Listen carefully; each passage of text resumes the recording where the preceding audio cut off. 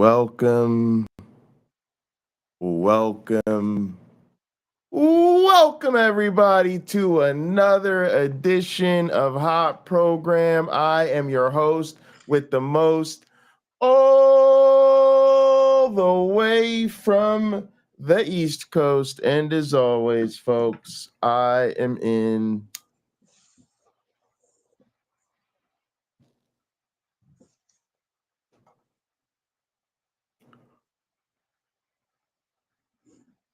airplane mode.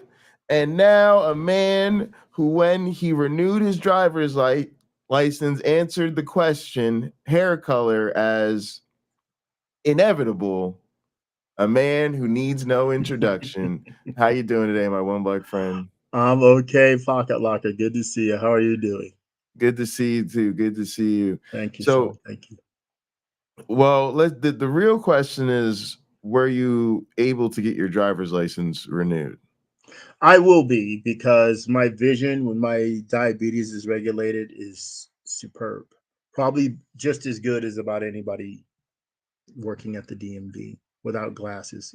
But I have glasses too. My vision. Sorry. I have what one doctor termed natural monovision. So what this eye doesn't see well, which is things far away, this eye does. This eye sees everything well. So as you may know, and our audience will know, the brain just fixes it. It says, I know this doesn't see anything 30 feet away very clearly, but this one does. So everything 30 feet or closer is going to be clear.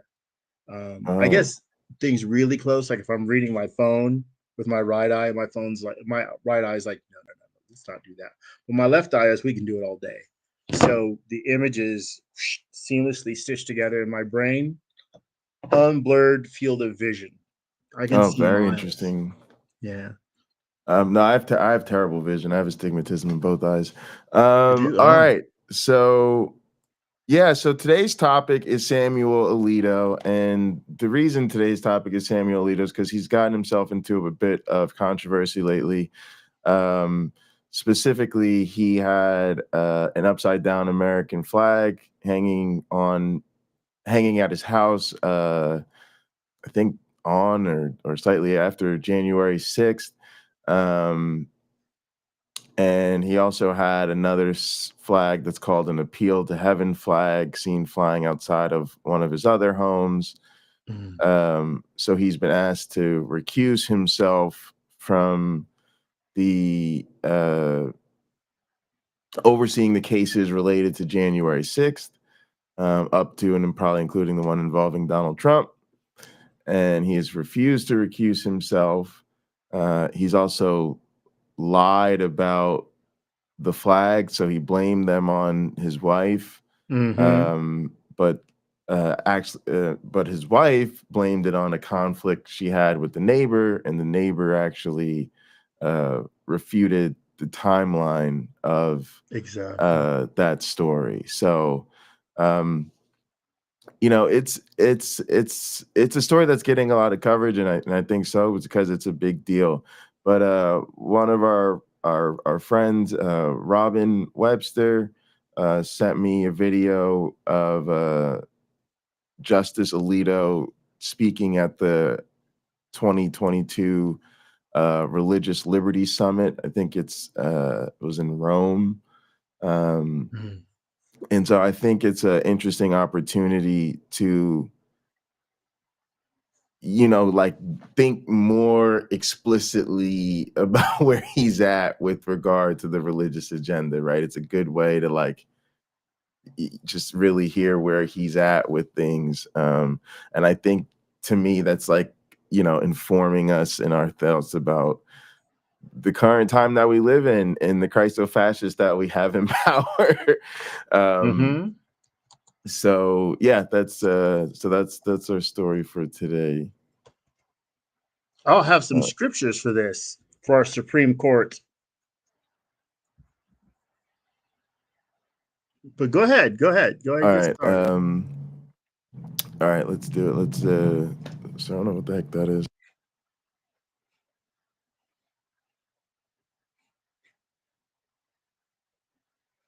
Day would say the same thing. As this summit makes clear, religious liberty is an international problem, but I do think that we Americans can take special pride in our country's contribution to the development of a global consensus, at least on the level of international agreements in support of this fundamental right. Here in Rome, history is all around us. The hotel in which my wife and I are staying looks out over the Roman Forum. And as a result, I find myself thinking about the proud civilization that was centered here 2 millennia ago. And as I think back, I also think ahead, and I wonder what historians may say centuries from now about the contribution of the United States to world civilization. One thing I hope they will say is that our country, after a lot of fits and starts and ups and downs, eventually showed the world that it is possible to have a stable and successful society in which people of diverse faiths live and work together harmoniously and productively while still retaining their own beliefs. This has been truly an historic accomplishment. But as the remnants of the classical past incessantly tell us here in Rome, no human achievement is ever permanent. And therefore, we can't lightly assume that the religious liberty enjoyed today in the United States, in Europe, and in many other places will always endure. Religious liberty is fragile, and religious intolerance and persecution have been recurring features of human history. We can't escape thinking about that here in Rome either. This, after all, is where St. Peter and St. Paul and countless other early Christians were martyred. If we look at the Colosseum today, we see a tourist attraction. We might see men dressed up as gladiators prancing around outside the Colosseum. But in its day, it was a killing place. It was the place where hundreds, who knows how many, Christians were torn apart by wild beasts. To the delight of spectators, citizens of a rich, powerful, and technologically advanced state with little regard for the inherent worth of human life. Near the Colosseum, we can see the place where Nero is said to have used Christians as human torches to light up his garden parties. I think we're all aware of the persecution of the early Christians, but as Pope Francis has reminded us, more Christians are killed for their faith in our time than in the bloody days of the Roman Empire. You must have read Canada Moss's book. So just this is enlightening. I realized and associated him with the far right and their, him being a chief player in their whole dance. But hearing him spit, it's just like an apologist, and the nonsense that's coming out, it's just coming out so fast, so furious. He's giving you the biblical myths. He's giving you the Christian persecution complex, the official story. He's giving you all the bigotry and bias against Christians. It's really quite impressive. Down to the more people. What do you think of that claim that more people are being killed for being a Christian today than ever? I'm just I need a citation needed for me. I'm a numbers guy. So you got to, where's your data come from? It can't just be something someone says. So you do have Christian missionaries going to different countries around the world. You may remember a few years ago, there was a guy going to some island where this tribe hadn't been proselytized to enough, I guess. And he felt it was his duty to bring them the saving word of Jesus Christ. And they killed him. And I remember reading the comment sections of several videos on it where people were just leave those people alone. Don't preach Jesus to them. Leave them alone. Not everybody's going to react that way. A lot of people are going to just do their best to be very polite to the person trying to teach them about Jesus and let them go. But there are places where you could be killed for that. You know, like, look, we don't have that here. You can't do that. We believe in this faith and nothing else. I remember when I was in LA Church of Christ, they were talking about how missionaries were in certain countries and they could not publicly be Christian. Now, I don't know if it's still like that. That's over 20 years ago. So, or Yeah, nearly I 20 I years ago. think I think a lot of those people are lying, to be honest. Like I think a lot of And them they are might be. I think a lot of them are like twists or contortions, or like they're told something specific. Like again, like my example is like you can't stand in this thing in this meeting on a table and talk about, you know, who's a sin and all of this type of stuff. Um but also I think it's interesting in his speech in the sense that he's a U.S. Justice in the Supreme Court of the United States of America, and he talks about this persecution against Christians as though that translates to um, r- his religion being under attack in the United States. Um, I also feel like the Hmm. the whole thing is it's you know you can look like all of, I think our entire Supreme Court is Christian. How is religious liberty under attack, right? Well, The two candidates for president, most of the national representatives are of the Christian faith most of them. I think or the there's one Jewish faith. non yeah, I think there's one actual non-believer in So Congress. if they feel, and Sumami, thanks for the added context in the comment section. If they feel persecuted, maybe that's an indictment of how terrible the religion actually is, how terrible what it says actually is.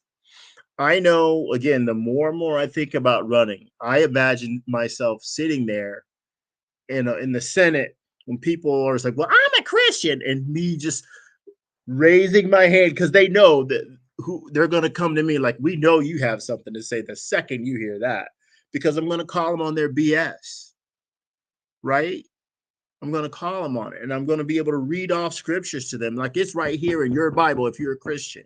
You shouldn't be against this. You should be for this. You shouldn't be against this immigration bill, which will allow more people into the country. You should be for it. Look what Jesus is. You shouldn't be against this social bill, which helps pay for these poor people over here. You should be for it. In fact, if they call your office and ask you for the money directly, you're supposed to give it to them Well, without hoping for it to be returned. I can just go on yeah, and that make them brings me to sick to my their my stomachs. other thing, which is that this is just silly. This they're being an American Christian and fighting for your religious liberty in America is silly.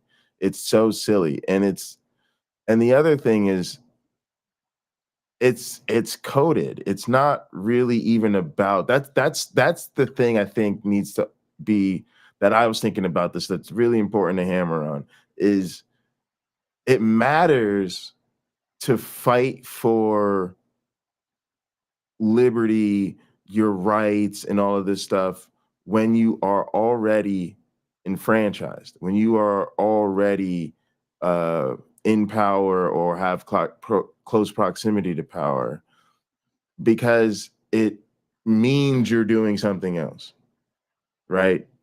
First off, you're sucking all the vacuum and the energy uh of the fight for rights. This is why, like, I hate to say it, but like it's easy for me to sort of see people like this as usually bigoted and prejudiced and likely racist and other types of things. Why? Because what type of person wants to suck up the energy and the language of what is used to advocate for oppressed people? You got to be you kind of weird to do that already, and then it's like that you wake up in the morning and you know the world we live in. You know it's hard out here for women, it's hard out here for people of color, it's hard out here for Latino people, it's hard out here for Native Americans, it's hard out here for a whole laundry list of people. and you wake up like, no, what we really need to do is fight for my religious freedom. See, you see what I'm saying? Like you're taking all that energy and you're saying, no, we got to do my thing with it. And then on top of that, you already have your freedom. You already have your rights. So that tells you, if I tell you I'm fighting for my right to eat and I got a full refrigerator, you're like, no, you fighting for something else because we already see that you eating. And so that's when you get into who are they really about and what their religious agenda typically is. It's like, that's where they get into their alt-right stuff, right? That's where their religious freedom is their right to take away women's rights. Their religious freedom is the right to disenfranchise certain people. Their religious freedom is the right to say, oh, we can't have sex education in the schools, but we should have prayer every day, right? Like it's like that's what they're really fighting for. Well, again, the religious freedom in what is it? I think it's in Matthew where Jesus tells people, when you pray, go into your closet and do it. He's not saying that prayer should be this public display for everyone to see. In fact, he calls that unrighteous, that sort of thing. So Justice Alito here could go stand in whatever, the Super Bowl, right? He could be on the field in front of everybody at the Super Bowl and say a prayer to himself and no one will stop him. No one. Right? He can pull his car over to the side of the road and offer a prayer to his God, and that's okay. He always has that opportunity. He always has that freedom, is what I should call it, maybe. But okay, opportunity is pretty good too. He always has that. And to lie and say he doesn't would be wrong. Now check this out. That's true. Sorry, I just wanted to go along with this. To give you a quick hypothetical. Justice Alito, let's pretend he's a superstar quarterback and he just won the Super Bowl. And they put the mic on him. What do you have to say? You just won the Super Bowl. You're the greatest quarterback ever.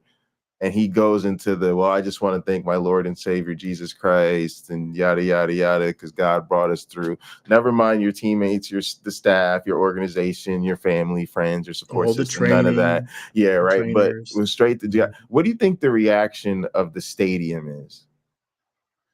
He'll likely get cheered. He'll likely get cheered. Now, what if alternate universe, y'all, I'm the star quarterback, and my team wins the Super Bowl, and I also choose to just disregard all the people that helped me get there, and I say, a few years back, I deconverted, and I just realized that there's no God, and ever since then, our motivation has just been on a different level. I realized it was just us that was just going to carry us through. What do you think the reaction of the stadium is going to be? Well, it depends on the alternate universe. I assume there would be a cheering crowd. No, I just feel like if that story played out in this universe, I guess, like, I think I'd be jeered, right? I think I have the answer. I think the answer is based on what happened to Colin Kaepernick. Just give it 3 years, and then the other side will be doing what you did, and it'll be approved.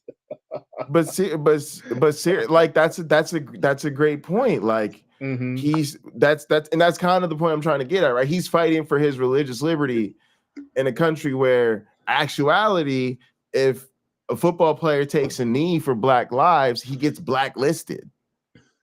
Right. But like you said, you're going to get cheered by the whole stadium and you thank Jesus because of everything you did. So this is what I mean about, like, it's insane. It's just insane. We should roll tape though. This is a good conversation. And of course, Christians have by no means been the only victims of religious persecution. Rome reminds us of that as well. On October 16, 1943, German police and soldiers raided the old Jewish ghetto. They rounded up 1,000 Jews and sent them off to Auschwitz, where almost all of them perished. On October 9, 1982, terrorists attacked the Great Synagogue with hand grenades and machine gun fire. If we look around the world today, we see that people of many different faiths face persecution because of religion. When ISIS occupied northern Iraq, thousands of Yazidi men and boys were slaughtered, and thousands of women and girls were raped and forced into marriage with ISIS fighters. In Nigeria, Christians have been under constant attack. You can crack a Bible and go to the Old Testament and find out where the ancient Israelites did the exact same, the ancient Hebrews did the exact same thing. They conquered a society and they either enslaved or intermarried against the will of some of the women there. Yeah, the other He doesn't thing say is that. He won't tell you that, but it's true. Yeah, the other thing is Well, I suppose it's true. This is from 2022, and thanks again, Robin, for sharing this with me.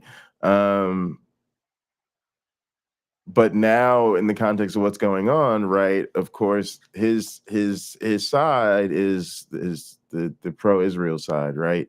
And you know, he's doing this weird thing where he's first off just grossly comparing the plight of Christians to the plight of the Holocaust and all this type of stuff. It's not the same. But then at the same time, he's now in the camp that's literally pro-genocide right now in real time, right? Because in 2022, it was about let's fantasize and you know, sort of reimagine history. But in 2024, this is a very different conversation, and it shows where he's at, and that's again like what he means a lot of time when he says religious liberty. Like again, it's not the freedom to practice their faith in their own home or in their churches, in their synagogues. It's this right to manifest destiny, right? It's their right to reshape the world they live in according to a religious mandate. And honestly, that's why this is a type of religious freedom that needs to be fought against. And like that's kind of why I think this is such an interesting topic, because when religious liberty becomes weaponized, it's exactly that, something you need to defend yourself against, not something you need to fight for.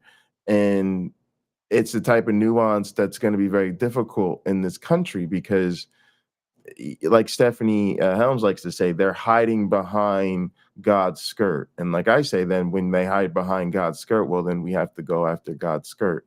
But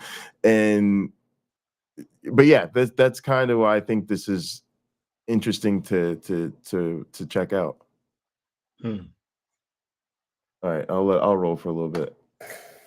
In Egypt, numerous Coptic churches have been attacked and many worshipers have been killed. In India, Hindu and Muslim groups have brutally assaulted each other since independence. And in China, of course, there is the unspeakable treatment of the Uyghurs. These are just a few examples.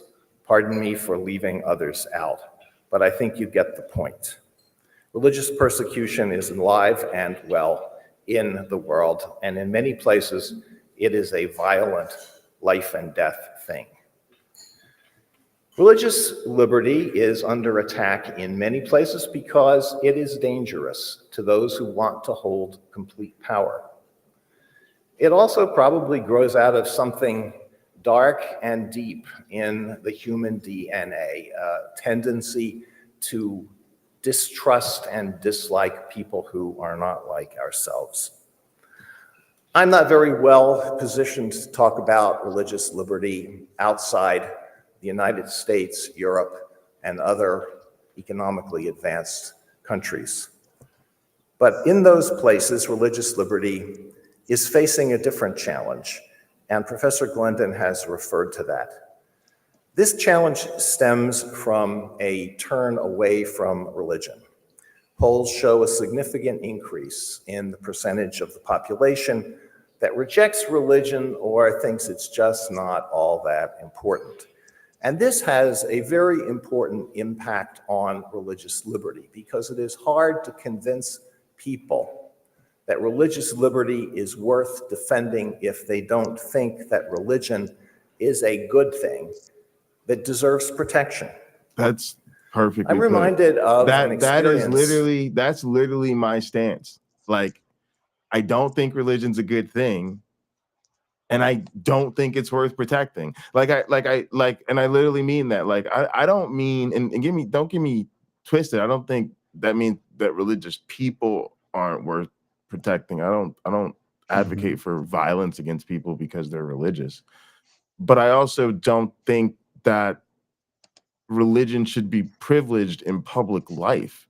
Private life is private life, but we should not publicly fight for. And also, again, it's what is the practice? Part of the problem with religion is that it's immodern. There is a very pervasive modern ethic that is liberalizing. It does want to include everyone. It does want to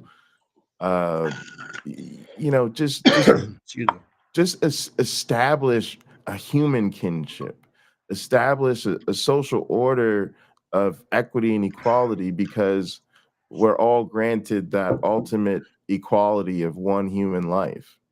And the religious mantra, while they may say when it comes to advocating for their stuff publicly that it's all about religious liberty, but in practice it's all about their religion. And so what that means is they may sound like this is this pluralistic vision, but then when you look at how how does it play out, Justice Alito? Does it play out like we have this beautiful multiplicity in power of Christians and or let's say Protestants and Catholics and Mormons and Seventh-day Adventists and Jehovah's Witnesses and Buddhists and Muslims and non-believers and Jewish people and on and on and on, right? No, of course not. Of course not. No. Well, actually, in my country, it's where we all happen to believe in Jesus, or I happen to wish more of us were Catholic, and a lot of them is to the point of exclusion of other people from consideration. Like you could put a lot of these people, like when it comes to who they're going to vote for, and it doesn't even matter what the policy positions are. If they're Protestant, they're voting for the Protestant person, especially if they talk about loving Jesus and being a Protestant and how much being a Protestant is important to them. And that's how we end up with this, because people don't want to hear it, but our politics are about representation. When people from Italian communities see an Irish name and an Italian name on the ballot, a lot of times they go with the Italian sounding name because they assume the Italian sounding person is going to be better able to represent their interests. This is the reality, especially if you go live in cities. And this is why people fight like cats and dogs over every seat. So yeah, I just think it's important to notice how they use this sort of pluralistic language when they want to make this stuff seem acceptable to public discourse. But when you look at what they actually do in practice, it reinforces the same exclusivity that is at the core of all of those faiths. And that's why it doesn't work, because they all want to use this pluralistic language in public, but all of their faiths say that all the other faiths is wrong, which is why they don't cooperate with the other faiths, and why when it comes to power, they don't want to share it with people from the other faiths. So they think it's perfect. It makes sense to fight for religious liberty because he knows in his mind that means Christians are going to be in power and we're going to get to do Christianity over public life. But if I said, okay, do you want to have religious liberty and fight for religious freedom if I made you go live in a Muslim country under a Islamic regime. And yeah, now all of a sudden he's gonna know real quick that he doesn't want, you know, religion to be able to dominate public life. It's only people who think their religion is going to be empowered that say these things. Yeah, I think it's funny when you talk about the person with the Italian name seeing an Irish name and an Italian name. And then, of course, Christian people looking to vote for other Christian people. My mind immediately goes to Donald Trump. This past week, Donald Trump was at a church in Arizona giving a speech. Are you aware of what I'm about to tell you, Pocket Locker? No. Go ahead. He, in a church, used the word bull and then the S word, which it's really one word, but he used that term in a church. You might want to pull that clip up. And then the congregation, well, I shouldn't say congregation. I think that's unfair. Attendees began to chant this word in a church. I'm sorry, ladies and gentlemen. I don't care how much you love Jesus. If you're still looking for Trump as your symbol of Christianity in politics, you do not love Jesus more than you love Trump. You have no idea what Jesus was about. There's scripture after scripture telling you, warning you about people like Trump, and they're trying to give him a job running the country. You got to be kidding me. So I think sometimes what's appealing is the status quo. People don't want their world to change. So look at someone who they think will give them what they want or won't take away what they want to keep. And that's what gets that person to vote, not ideologies about how the world should be. Just saying, I'll leave this or that part alone. And with the religious freedom aspect, who in the history of the United States running for president says, I want to take religious liberty away from people? Now, we see people like Lauren Boebert saying she wants to take people's opportunities away if they don't have the Christian religion, right? She wants things to go right down the line. Oh, we should all be Christian. When literally, if I were to rank her on a scale of 1 to 10 as in righteousness, she's about a 3 at best, right? And 10 being most righteous, at best a 3. So it doesn't matter. She's just trying to curry favor. And again, it goes up and down. People at the bottom looking up at those people who want to be authority figures, elected officials, are doing this, sort of doing the same thing. Like, well, I just want to preserve what I have. I don't want to lose what I have, or I want this to change, you know. I could go on and on and on and start talking about abortion and stuff like that. But there's no need.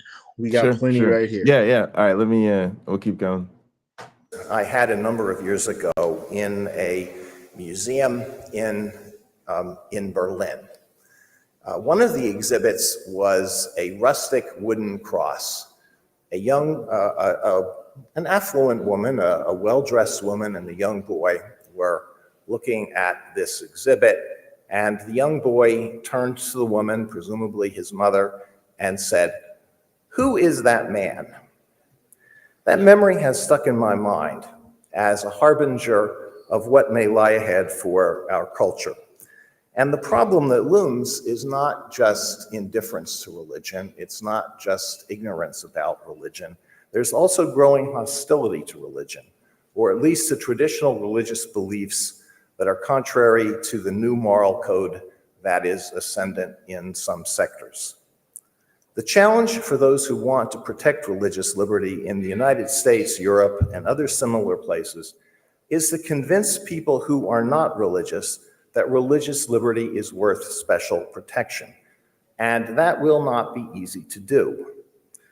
As most of you know, I think a dominant view among legal academics is that religion doesn't merit special protection. It doesn't does merit special It treatment. does not.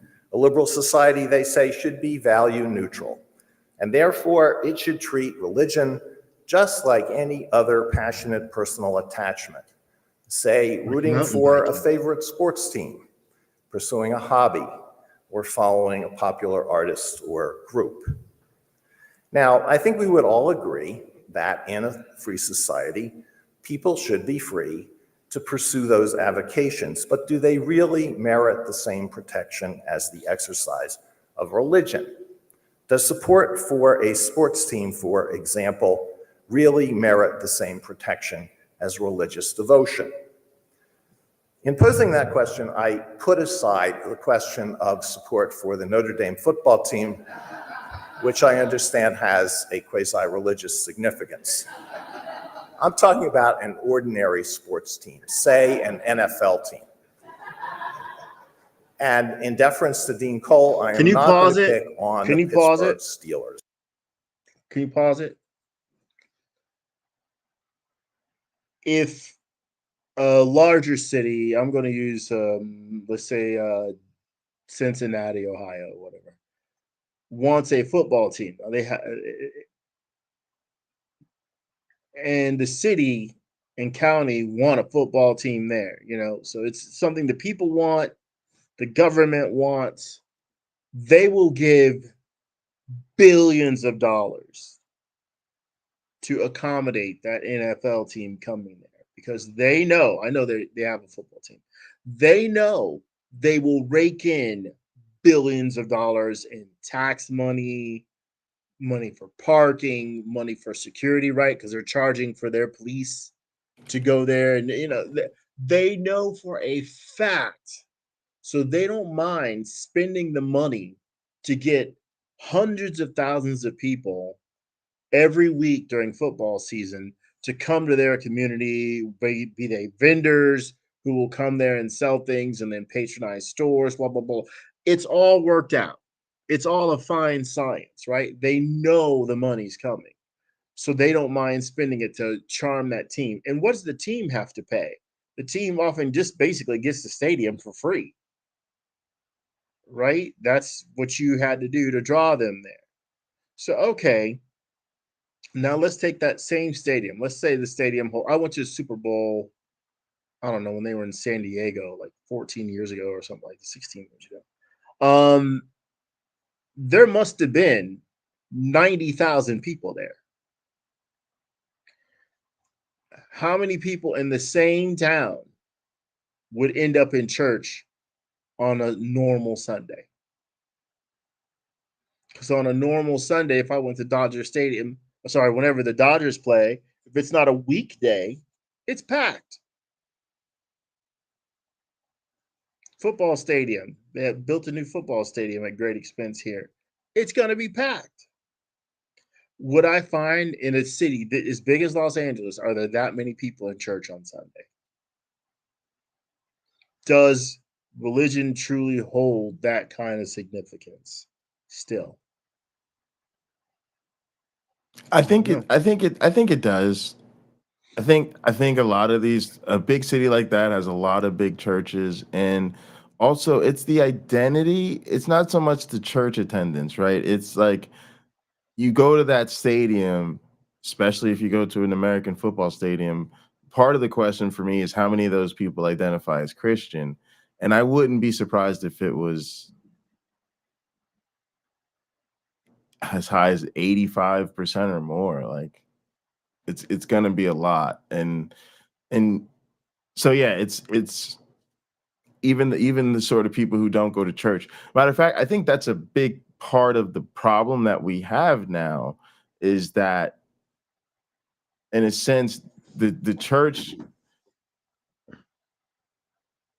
the church's influence might be diminishing, even if the identity is not. So it's like what it means to be a Christian goes beyond, right? Like, for instance, Donald Trump's a thought leader in Christianity. He's not a church leader. He's not even in church.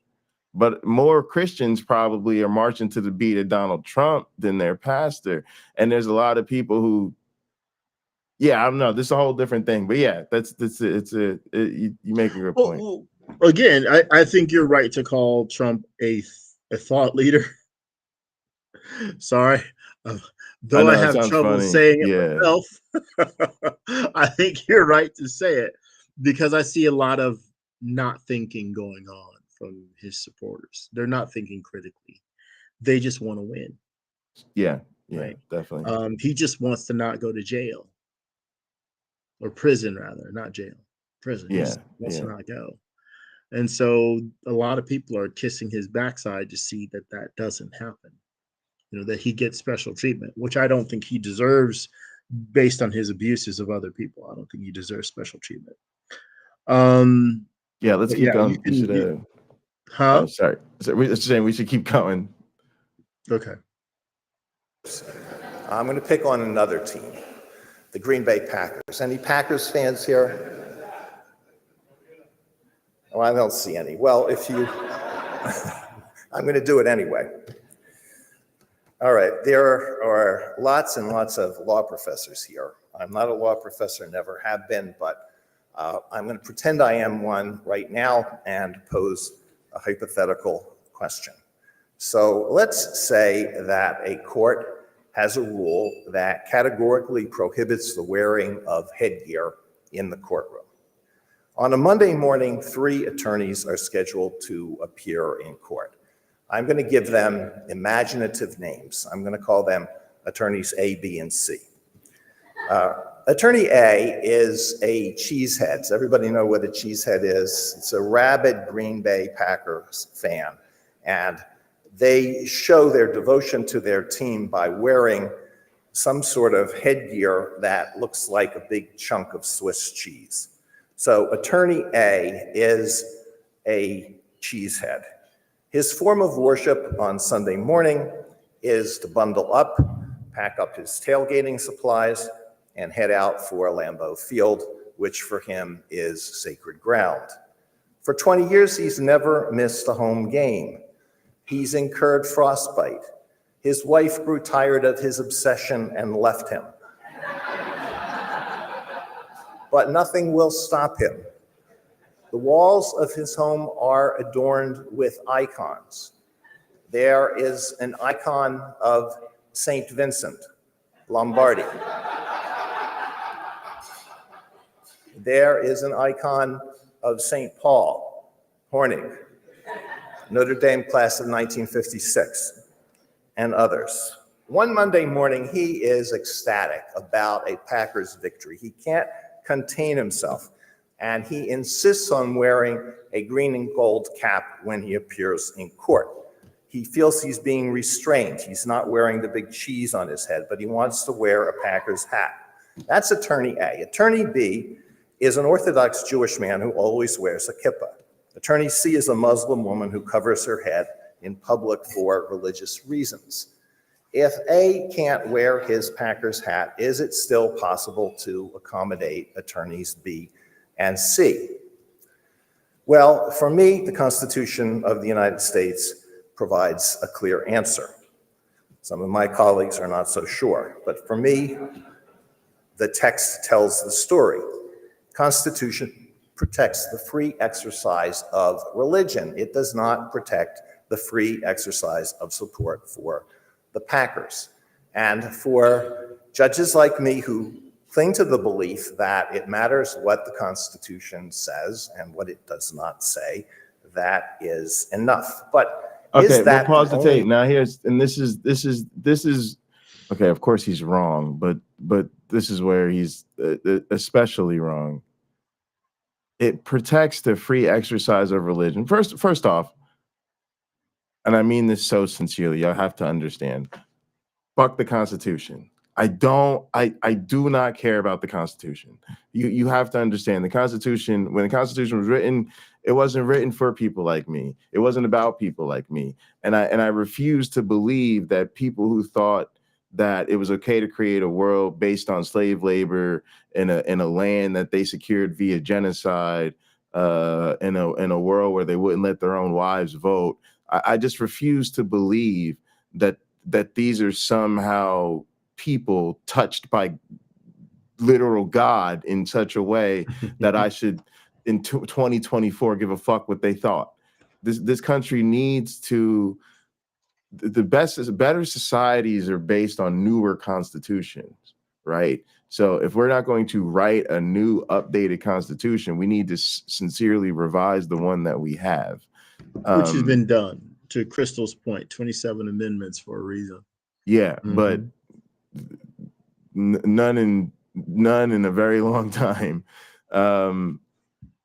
But he's also missing the point that the free exercise of religion was about your ability to practice your religion. It's not about your religion to, it's not about protecting your right to reform public life in the shape of your religion or in the name of your religion, right? It's like, and that's why, again, he's being silly, because people are not protesting your ability to go to church. They're not protesting your ability to pray and be silly and sing songs or give all your money to church and all this, like, to go on your dumbass mission trips. You can do all of that. We want to keep your religion out of public life. And yeah, he's just misrepresenting that. You know, it's a bit like smoking. I've been lucky enough in my life to never have been addicted to cigarettes. I know many people are. So when someone lights up a cigarette and starts smoking, you can be 50 feet away and still smell it. If you were enjoying yourself prior to someone lighting the cigarette and fouling the air for their personal enjoyment or relief, now you can't feel that way in that same place. You're probably going to get up and move to make the smoker more comfortable. What the smoker doesn't realize is that cigarette's probably killing them. I do think, to a certain degree, for the nation, as a nation, religion is the smoker, right? The religious people are the smokers. The religion is the smoke. It's not really helping most people. Again, if it gets you to stop beating your wife and kids, if it gets you to off drugs, if it gets you off alcohol, I'm going to applaud you for your success. And if you say I wouldn't be here without God, even as a staunch atheist, I'm unlikely to challenge that statement. I'll just let it be and just shake my head. Well, I'm really happy for you. I'm glad you met your success. But basically, you're ruining it. It's ruining it for other people. It's ruining the moment. Yeah, and that's what's hard, because it's getting to be to a place where I just see that as a dilemma now. I just feel like all of this feels very dark to me, and it feels like an exercise in intimidation. Even this whole thing, like let's have a religious liberty summit, and I could tell you it's mostly fucking rich white fucking fascists that are at this thing, and they're fighting for their religious liberty, but then they are appealing to pretend just be these common folk who just want to pray and serve their God in peace. And I don't know, I'm just tired of all of this. I'm just getting real tired of all of this. Let's go. There's always Sweden. Religious liberty can say for people who are skeptical. It's the law, and don't ask me why. No. Can we say something more? Well, perhaps we can turn to our Declaration of Independence, which of course proclaims that we are all endowed by our Creator with certain unalienable rights. But that too may not be convincing to someone who is skeptical about whether we really have a Creator. A similar problem exists on the international level. This is another just flat earth position. We don't have a creator. We evolved. This is just, and this is what I mean. It's just, this is why these people are so regressive. Article 18 they make everything of about the their Universal religion. Declaration of Human Rights boldly proclaims, And I'm quote, sorry, but this is part of the problem, right? This is part of the problem I meant with the Constitution is that we treat it like a religious text. And the problem is we got a government run by religious people who treat their Bible like it's a sacred text and then treat their Constitution like it's a government, like it's a governmental text, like it is. They treat the Bible like yes, they do, but then they also treat the actual governmental text like it's a sacred religious text. You know, and that's a problem. Everyone has the freedom. Well, when they get either sworn alone in, or in community, they protect the Constitution. Well, no, but what they're trying to say, just quickly, is that, and this is, you have to recognize the threat. The threat is them saying, if I'm not right about my God, then you don't have any rights. The only reason you have rights is because my God is the reason we have rights. There are people ridiculous. It's true. That is a ridiculous thing, and there are plenty of people who take that stance. Just like there's no morality without God. But that's why we shouldn't let people keep telling us that our rights are God-given and inalienable rights. No, and as far as the people want to say that they're still here because God, I don't know. I don't disagree with that. I think that people should understand that if I could improve on the system that your God created, it is not perfect, nor is the God who created it. Because I can't imagine a God that wouldn't want a perfect system or one that could fail to design one. I'm almost at a place where like I'm at a there's no God place, you know? Why is there no God? There just isn't. There just isn't. Like it's almost to a point where like to believe in this thing is so childish. I don't even care why a person believes it anymore. I'm just like, there just isn't. There just isn't. You know, I don't know. Like, just get over it. Grow up. Pocket Locker, I got something for you. So I'm using my Asus computer, which typically is like awful or whatever. I told it, don't update yourself, and it did it anyway. Perhaps the people who think we live in a simulation, this is just for you. So I don't believe we live in a simulation, but that makes more sense to me than there being a God. And for instance, when I tell my computer, don't update itself, and then it does it anyway, that's someone updating the simulation, in which my computer doesn't know that I asked it not to update itself.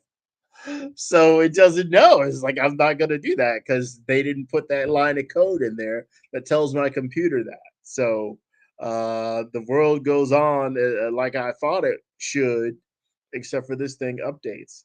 So I think the religious people have it hard to justify that their God exists when we know what a lot of the problems are, right? I think that some of the objects in space have slammed into the earth and killed off millions. So I'm getting to a hot take.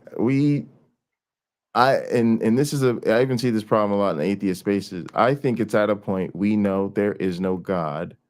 We just are afraid to tell the people who still believe.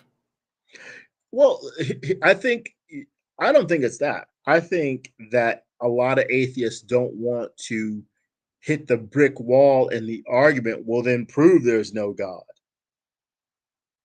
Yeah, but we know that that's the wrong way to look at that. Well, so they shouldn't be afraid. You can't prove a negative. So when I've had this put forth to me, and it's been by a Christian every time, well, you're an atheist, then prove there's no God. I don't say I don't have the burden of proof. I come with a test. Fine. You've heard me say it on Hot Program tomorrow morning at 9:30 a.m. Every sick child in a children's hospital around the world is healed. 9:30 a.m. Pacific time is miraculously healed and can leave But the you are, hospital but you, without their I think injury. you're on the. I know these tests. I'm just saying, like, I don't think. I think it is right to put the burden of proof on them, because they get into the you can't test God and all this stuff. Let's keep moving. But Let's keep moving. I Pocketlocker, don't want to get so sidetracked. Let's let Justice Alito okay, go. because that's how I come at him. Look, Yeah. I that's my test. And if your No, God doesn't want to I do get it, it. I know. I'm just Mhm. saying. Others, and in public or private, to manifest his religion or belief in teaching, practice, worship, and observance. The adoption of the Universal Declaration without dissent was an impressive political achievement, and Americans can take pride for the role we played in bringing that about. The chair of the commission responsible for drafting the Universal Declaration was former First Lady Eleanor Roosevelt. So the Declaration was important. It is important. It paved the way for other multilateral treaties that protect religious freedom, including what became the European Convention on Human Rights and the European Union's Charter of Fundamental Rights. So those who respect international law can point to the Charter and other international agreements, but such agreements still don't answer the deeper question why religious liberty should get special protection. After all, they are positive law, and so the same question arises with respect to positive law, whether it is international or national. The process by which the original declaration was drafted did little to answer that deeper question. The selection of the rights protected by the Declaration was not based on revelation or philosophy or the traditions of any particular people. If the drafters had taken that approach, they would have had a tough time rounding up signatories. Instead, they used a process that was very similar to the one that was used by the American Law Institute when it drafted the various restatements of the law, the restatement of contracts, restatement of torts, etc. And indeed, the ALI's recommendation to the commission turned out to be quite influential. The reporter for the commission said that his draft was not based on any particular belief system. He took a more humdrum tack. He surveyed, quote, all the rights mentioned in various national constitutions and in the various suggestions that had been submitted to the commission, and he selected the rights that appeared most frequently and were most prominently promoted. A short time later, when the Council of Europe drafted what ultimately became the European Convention on Human Rights, it proceeded in a similar fashion. Piggybacking on the work of the UN Commission, the principal draftsman explained that the rights protected represented, quote, the common denominator of our political institutions. And on that basis, the Commission included Article 9, which protects religious liberty and is worded similarly to Article 18 of the Universal Declaration. But this, of course, is still positive law, and positive law can always be changed, and perhaps more important, it has to be interpreted. And any judge who wants to shrink religious liberty will not find it very difficult to do so. No constitution or international agreement provides unqualified protection for religious liberty, nor should it. Suppose a group wanted to revive the worship of Molech and the associated practice of child sacrifice. No society would tolerate that today. So religious liberty must have its limits. And all constitutions and charters and the case law of various countries impose limits on religious liberty. But imagine a religion wanted to have a religious practice that put child abuse in its scripture. It said literally spare the rod, spoil the child. I mean, imagine a religious group wanted to make it illegal to to be queer. Imagine a religion told women they need to be subservient to their husbands, that slaves should obey their masters. I agree. There should be limits on the freedoms that religions enjoy, and Christianity is one that should be restricted. And this is why honestly, like, we can't compromise with these people. I'm not going to fight for people's religious freedoms. I'm not going to do that.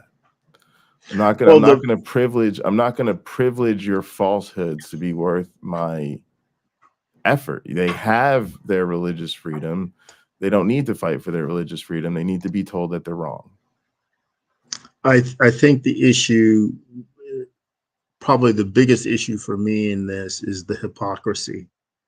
Why wouldn't someone like Alito understand that the very problems he's trying to defend against are in the religion he's trying to defend?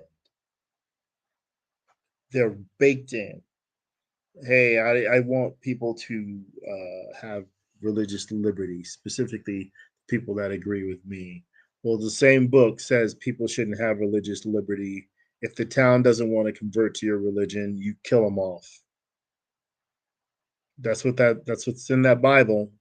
Yeah, and this is exactly like listening to an apologist and hear them venerate he's doing a good job. The church fathers and the church traditions and how wise those great men were, and even his point about surveying the constitutions of the world and seeing what rights they have in common. Again, we know religious nut jobs are everywhere. That doesn't really mean that it merits these protections. And again, I'm not talking about private life. I think, to be honest, I think religion's a problem, and I don't think there's really is two ways about it. I don't think it's. I wouldn't personally tell a person it's okay to be religious. Like, I don't personally believe that. Like, again, like, I just think it's wrong to indoctrinate children even. And I think without indoctrinating children, we don't have religion. So I'd be fine with that. Let's have religious freedom, but you can't indoctrinate your children. You can't ask children to come to church until they're 18. I mean, you won't have churches. You'd be the last generation of faith in this country. So religions rely on violating people. They rely on violating people's boundaries. They rely on telling people tall tales. They rely on making people feel bad about themselves. They rely on hierarchy. They're thoroughly immodern worldviews, and so they're harmful. I don't know any way around it, and that's what he's here for. He's not that and you have to understand too that this is again, it does have that privileged place. There's nothing else that gets to be so fucking wrong, not be able to demonstrate that it actually exists, and yet be a one-way ticket to power. And that's the world we live in, where people are literally prioritizing religion over everything. Most of the people picked for the Supreme Court, including those on the left, their religion and their religious devotion and dedication was a huge part of why they were considered for those roles above all else, above even their legal and judicial qualifications. And some of them may have lied to get their job. A bunch of them lied. Yeah, a bunch of them lied. To get the job. So I'm sure baby Jesus is up there in heaven, having his tears dried by Mother Mary, over all this. But the shocking thing is what does not matter. I wanted to, I know several people are being investigated in the Supreme Court for taking kickbacks and stuff like that. I don't know where there's a good space to put this Bible quote, but I wanted to throw it in there. Again. Put in the chat. Huh? You can type it in the chat. Oh, okay. Dr. Robert M. Price said something I'll never forget. He says, Christians don't like the Bible they've got. And I That's keep right. finding instances like this where scriptures like this apply. In Micah chapter 7, verses 2 to 3. The godly has perished from the earth, and there is no one upright among mankind. They all lie in wait for blood, and each hunts the other with a net. Their hands are on what is evil, to do it well. The prince and the judge ask for a bribe, and the great man utters the evil desire of his soul. So these judges want those perks, want those kickbacks, and then don't want to claim it because they don't want to be perceived as doing something wrong. They don't want to be perceived as kind of bending the rules when they should be the most upright examples of how to be a citizen of this nation. I don't know. Here's an example. The European Convention provides that religious liberty is subject to, quote, such limitations as are prescribed by law and are necessary in a democratic society in the interests of public safety, for the protection of public order, health, or morals, or for the protection of the rights and freedoms of others. What sort of judge could not take language like that? And my point is not to criticize that particular language, but what sort of judge cannot take a limitation like that and shrink religious liberty as much as that judge wants? And if the judge does not highly esteem religious liberty, it can be shrunk all the way down to what people often talk about today, and that is freedom of worship. Freedom of worship means freedom to do these things that you like to do in the privacy of your home or in your church or your synagogue or your mosque or your temple. But when you step outside into the public square in the light of day, you had better behave yourself like a good secular citizen. That's the problem that we face. And I think we can see this sort of narrowing, particularly. Now, just quickly, be clear there, y'all. This is what I'm talking about. He is telling on himself again because he's talking to an audience he already thinks agrees with it, or he knows already agrees with them. But he's literally telling you, I am not talking about the right to practice your religion as you want. I am not talking about your right to worship as you please. I'm talking about the right to remake the world around you in the image of your faith. He's being very clear. He is making sure you understand he's not talking about private religious practice. In the area of religious speech, in the jurisprudence of some countries that profess to be dedicated to freedom of speech, freedom of religion, and freedom of conscience. Now, when I was putting these remarks together, I was tempted at this point to provide some examples. I am not a diplomat like Professor Glendon. I would be very bad about it, but it was unusual for me that a sort of a diplomatic impulse came upon me, and I said to myself, you're an American judge, and what business is it of yours to criticize decisions that are handed down by foreign courts? I've had a few second thoughts over the last few weeks since I had the honor this term of writing, I think, the only Supreme Court decision in the history of that institution that has been lambasted by a whole string of foreign leaders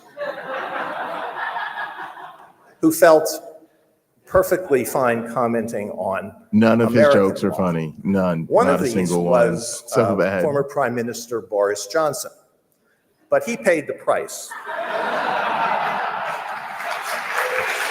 So forced, so bad. Post hoc ergo propter hoc, right? But others are still in office. President Macron and Prime Minister Trudeau, I believe, are too. But what really wounded me was when the Duke of Sussex addressed the United Nations and seemed to compare the decision, whose name may not be spoken, with the Russian attack on Ukraine. Well, despite this temptation, I'm not going to talk about cases from other countries. All I am going to say is that ultimately, if we are going to win the battle to protect religious freedom in an increasingly secular society, we will need more than positive law. Think again of the 10-year-old boy I saw in the Berlin Museum. Think of the increasing number of young Americans whose response, when asked to name their religion, say none. Think of those who proclaim that religion is bad. What can we say to such people to convince them that religious liberty is worth protecting?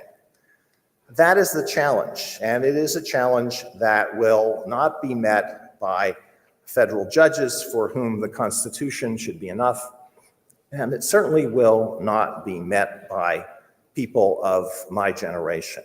So my primary point tonight is to pose that challenge to others, not to offer anything like a full answer, which I certainly don't have.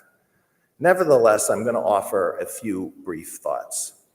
The first concerns a lesson that I think we can learn from American history, and that is that religious liberty promotes domestic tranquility. It provides a way for religiously diverse people to hold together and to flourish. As I said at the outset, I think that the American experience illustrates that well. We all know, of course, that there has been a lot of religious discrimination against a variety of groups throughout the history of this country. At his talk at lunch the other day, President Oaks reminded us of the treatment of the members of the Church of Latter-day Saints during the 19th century. He also reminded us of the discrimination that Catholics felt, especially after waves of poor Catholic immigrants came to this country during the 19th century. And of course, anti-Semitism has been a feature, an unfortunate feature of American history. And there is prejudice today against members of other religions. But although we live in an era where people tend to dwell on what is bad about American history, I think in the case of religious liberty, if we draw back and we see what we achieved after all of these missteps, it is something that we can be proud of. And it's an example, I think, that we can give to the rest of the world. A second point. All right, point number one is sitting on some absolute bullshit. We can't get along without religion. Religious liberty is what we need to promote domestic tranquility. No, religion is the reason we can't get along. Religion is, matter of fact, religion is we actually see it again and again. Religion is the reason people don't get along. Yeah, and even back in the, he wants to glorify the founding of this country and shit. Part of the reason we don't have a religion is because there was so much conflict over it. With them hurting each other. Yes. Christians. And that's, yeah, and even now he wants to, again, you hear the line. It's about, because we promote religious liberty, we have this pluralistic peace that everyone comes together and gets along. Oh, wait, no, once again, actually, he only wants to put white, right-wing, conservative, Christian, Catholic, Jesus folk in positions of power. And so you see just that bait and switch I talked about earlier, where they pretend it's about all religions coming together to live harmoniously as one, when in reality, it's just about his one particular religion being taken over under the guise of religious plurality. All right, let's hit number two, y'all. Point is also something that President Oaks said at lunch the other day, and that is to talk about the enormous charitable work that is done by religious groups and people of faith. He detailed the things that had been done by his church in recent years, and the same is certainly true of the Catholic Church.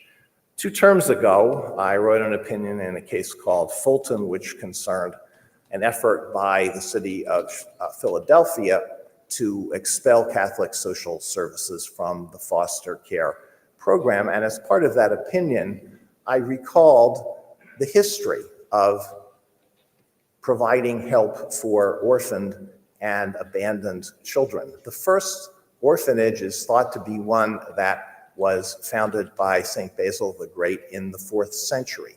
The first orphanage in the United States was founded by nuns in New Orleans in 1729, long before governments began to institute programs to care for orphaned and abandoned children, for people who are sick, for the poor, for other people who are in need. Churches were there.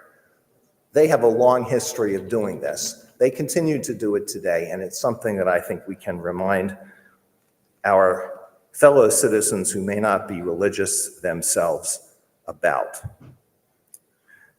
Another important point that can be made concerns social reform.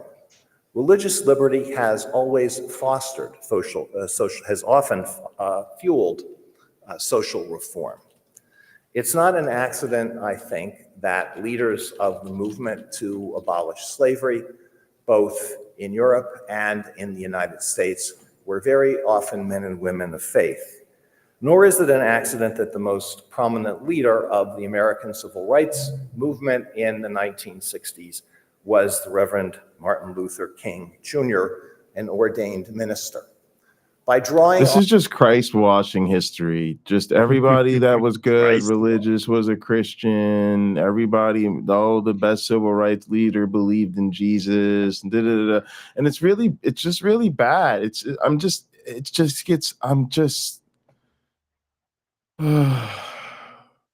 They're exhausting, y'all. And it just gets, I'm just tired of playing along with this game that they play. They can't. Well, Go ahead. Well, I think it's the quest for prominence, right?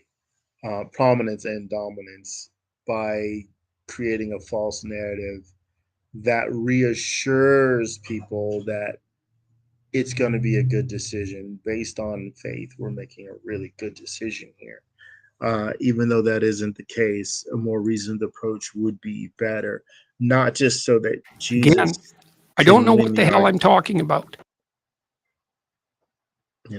So. Yeah. Sorry, we're just making sure the store's working. But yeah, this guy, he don't know what the hell he's talking about. He sounds like Jordan Peterson, like a legal, if Jordan Peterson was a judge. Regardless of race, and make a powerful case for equal treatment for all people. If religious liberty is... Yeah, that was a good one, prominence and dominance. Religious leaders and other men and women of faith will be able to speak out on social issues. And people with deep religious convictions may be less likely to succumb to dominating ideologies or trends, and more prone to act in accordance with what they see as true and right. Civil society can count on them dominating ideas. Yes, absolutely. And very demanding of the individual. And this brings me to high control a related argument we can make to those who are not themselves religious, and it's a point that has already been brought out this evening, but it deserves emphasis. And that is the relationship between religious liberty and other rights. Consider the relationship between freedom of religion and freedom of speech.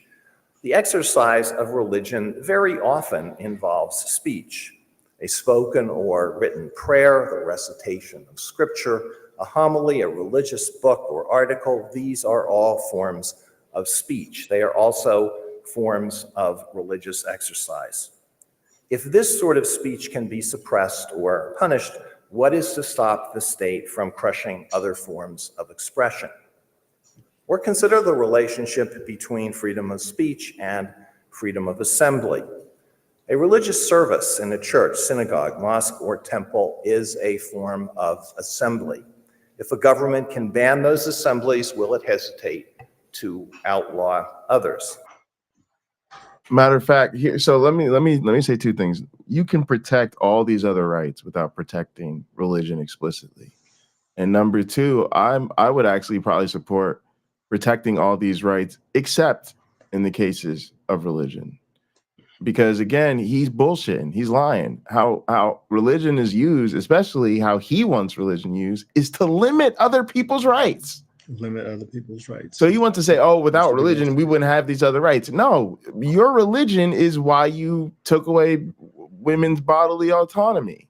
You want to use your religion to take away people's rights to marry who they want to write, to watch pornography, to live the way they want to live. It's your religion that fought a war on drugs, that continues to incarcerate and ruin the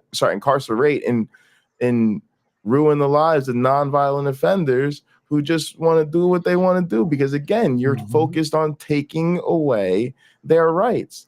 And then even when you want to have the affirmative case of these rights, it's usually to take away others' freedoms or to harm them. Your freedom of speech is what you want to use when you get up. You want to get up on the table and tell us that homosexuality is a sin. No, it'd be better to say we've already decided by law that we want to protect certain classes of individuals, and your religion is not an exception to that. We have decided that when there's a pandemic that's a communicable disease, people cannot gather in mass. Your religion is not an exception to that. And so this is again why, like, you can't just let these people occupy the rhetorical space, say, hey, we're just fighting for religious liberty. You think in your mind, oh, people have to have their religious freedom. I'm going to fight for your religious liberty too. Like, no, we have to think critically about who's saying it, what they're saying, why they're saying it, and then respond and be clear about what we're responding to. Again, when I say I'm all about your freedom to worship and practice your religion as you want, and he made very clear that's exactly what he's not talking about. Yeah, he did. Yeah. On the other hand, if religious liberty is allowed, it will be harder for the state to restrict other speech and other assemblies. Thus, as a practical matter, religious liberty and other fundamental rights tend to go together. And many have seen the rise of limited government, often attributed to liberal ideology, as an idiot outgrowth or of willful the piece of for which Exactly. the church has always. And this guy's both. Sumami is right. You have to understand, y'all, because look, y'all see the flag in the corner. Y'all know it's Pride Month, and y'all know we love the LGBTQ fam, but we have to understand that their fucking sexual morality fucking culture war is on all fronts. Like, those of you that are having regular old-fashioned cis people straight sex, but you're not married, unapproved. You're going to the same gulags they're going to send your queer friends to. And yeah, if these people have their way, you will have to do, a photo verification on your laptop and show 2 forms of ID before you get to watch porn. And I'm not having it. You won't get to watch porn. Really, honestly. They'll outlaw it. But we do see that type of thing as a step in that direction, right? But you're absolutely right. Ultimately, these are the type of people that think it's sexually immoral and would ban it altogether. Because again, they don't think you should be touching yourself. And if you don't believe me, please go to church. Please go to church. It's a guarantee. Well, don't do it there for a month. No. You're not Lauren Boebert, No. Or she touched somebody else. Oh, my goodness. No, what I was saying is, if you go to church, and I mean this sincerely, one of the things that's really funny about the evangelical right is they're obsessed with pornography. And so if you go to church, you will literally hear how much they really think like masturbation is one of the huge problems in the world. Like they're obsessed with porn. It's very weird. Yeah, I find it very telling. Dusty Smith from Cult of Dusty, or whatever he's calling his podcast these days, which I watch every week. He points out that the most religious states are the states with the highest gay porn searches. Yeah, I think also the highest porn searches and trans porn searches. Yeah, we were watching a video talking about that yesterday. If this is true, and there's this active right. Oh, they're closeted. They're active closeted. right to active search, I should say, to prohibit it. I'm using the wrong word, not search. But you know what? Hang on, let's be clear though. They're trying to actively prohibit it. It's because they know it's a problem within their own ranks. Yeah. But you don't hurt. The problem is the shotgun approach. Just, hey, let's just get rid of it so no one can do it. No. If you have people under the roof of your church who are struggling with that, if that's the way you want to see it, work on just them. And I should just say it's two things. It's not just it is on one hand, there are a lot of them that are closeted, but it is also those are the cultures that are making it the hardest for people to live their authentic lives and be themselves. So, you know, it's fun to poke fun at the closeted people, but there is some serious repression there. I just gotta say, the message of the Gospels is what Jesus was supposed to set people free. Yes, it isn't about forcing other people to do something. It's about self-discipline. It's about becoming accountable to God and living that way. It's not about throwing stones at other people.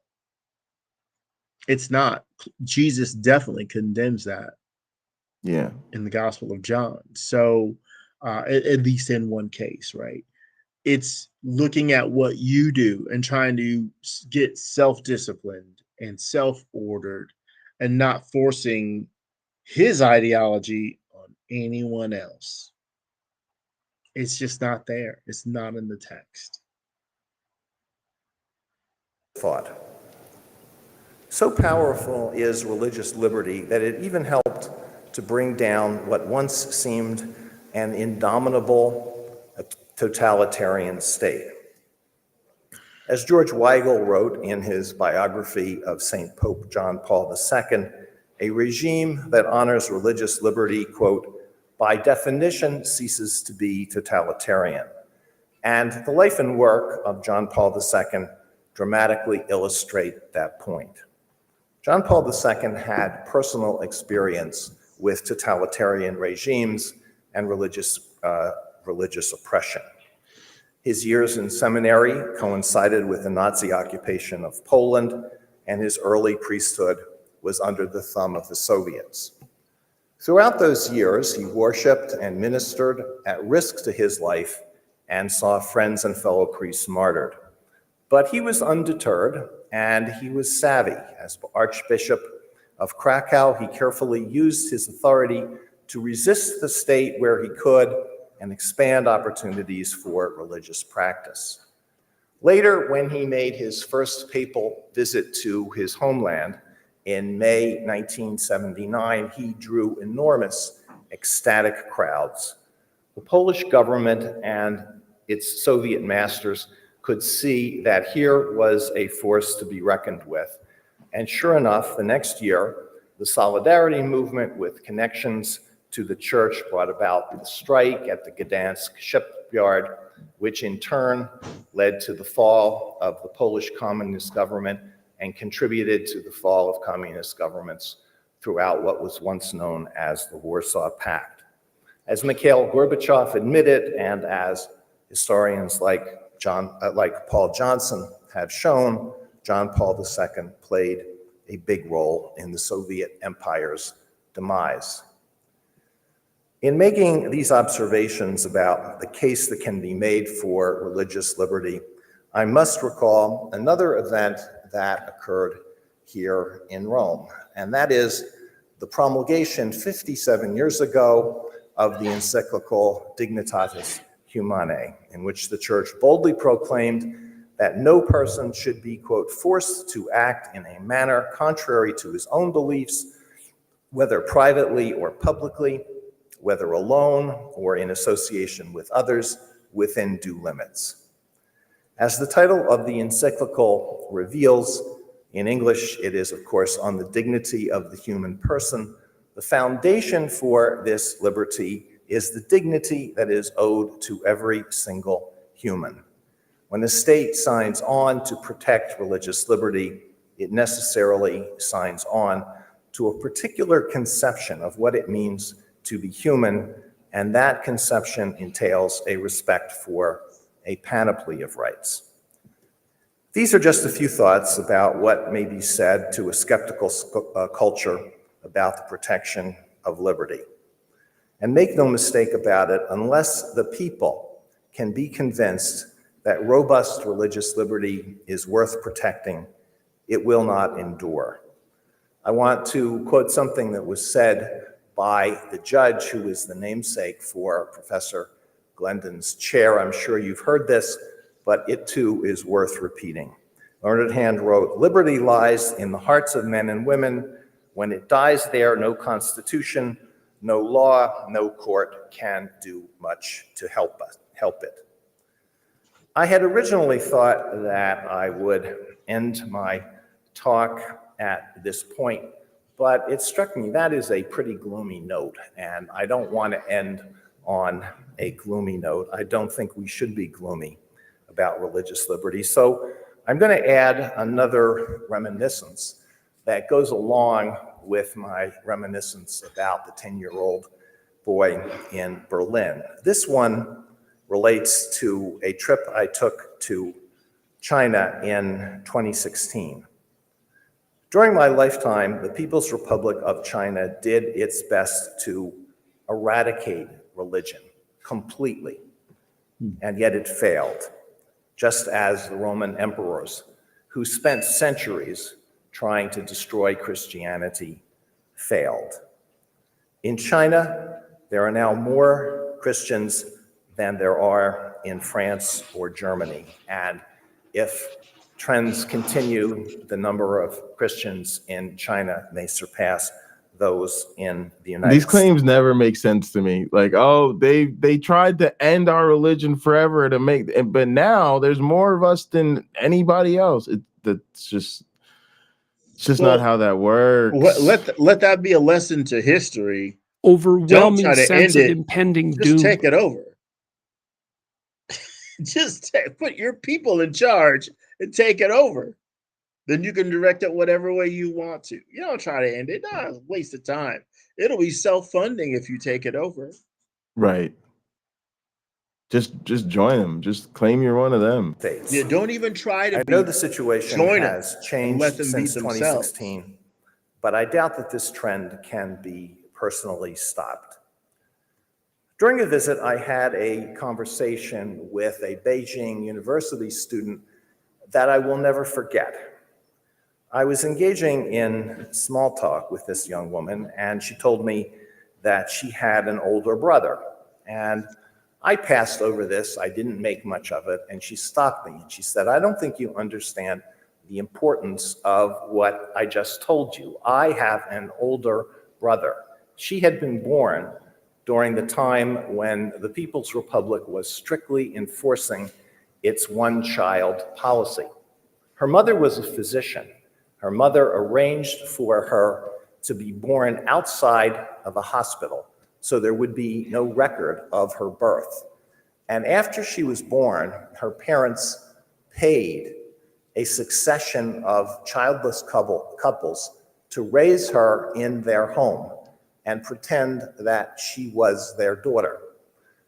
Her real parents had only intermittent contact with her during all that time, up to the point where she scored very high on an exam and was admitted to Beijing University. She told me something very important. I found very interesting. She said that she had grown up in a town in China where for historic reasons, there were a number of churches. And she said that the Catholic Church there was known as the church that gave reasons. That really struck me. The Cultural Revolution did its best to destroy religion, but it was not successful. It was not able to extinguish the religious impulse.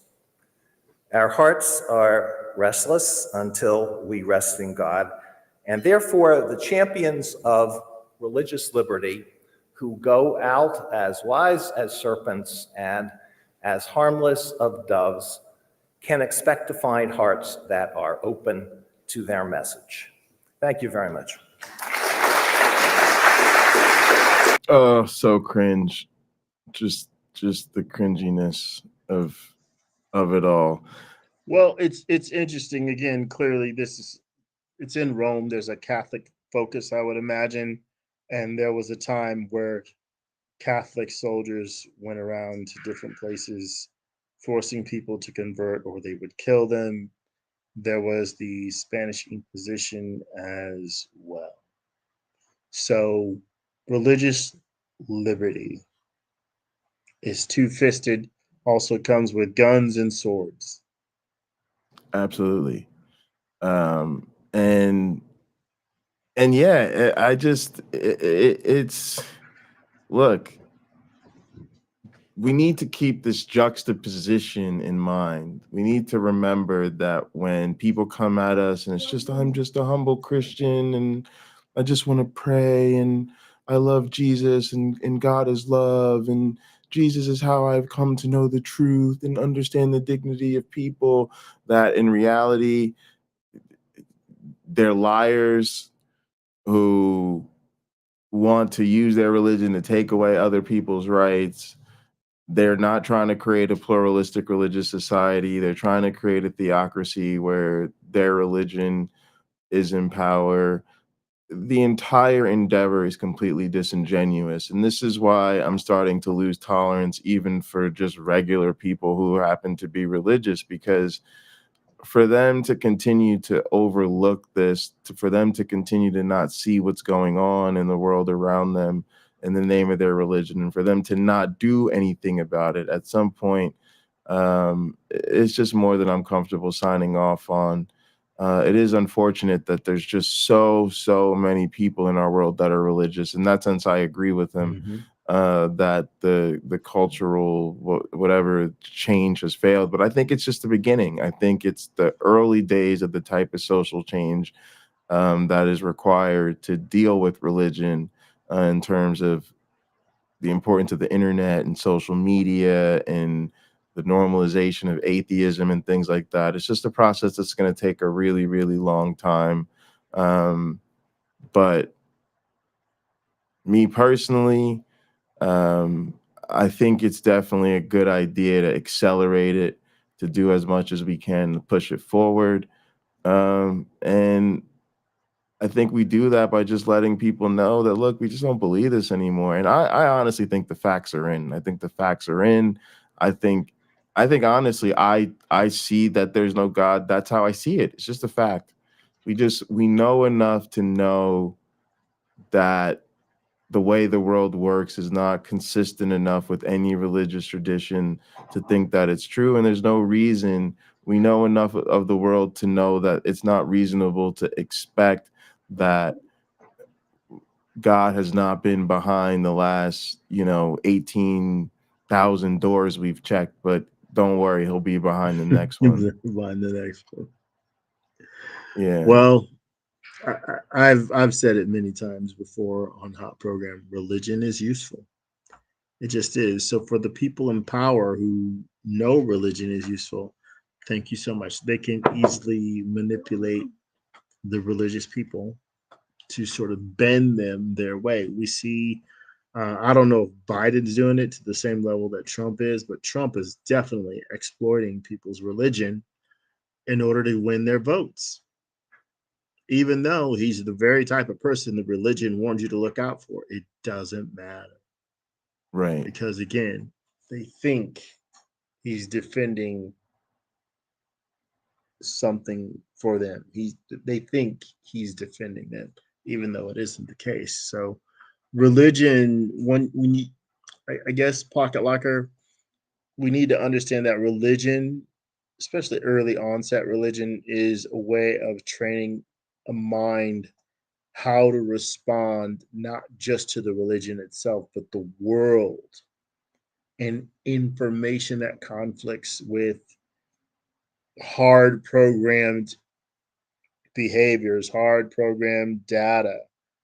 And again, you're taught to not let those things disrupt you. You're taught that a wise person is foolish for trying to outsmart God. So you, Pocket Locker, with your science that you can bring to the table,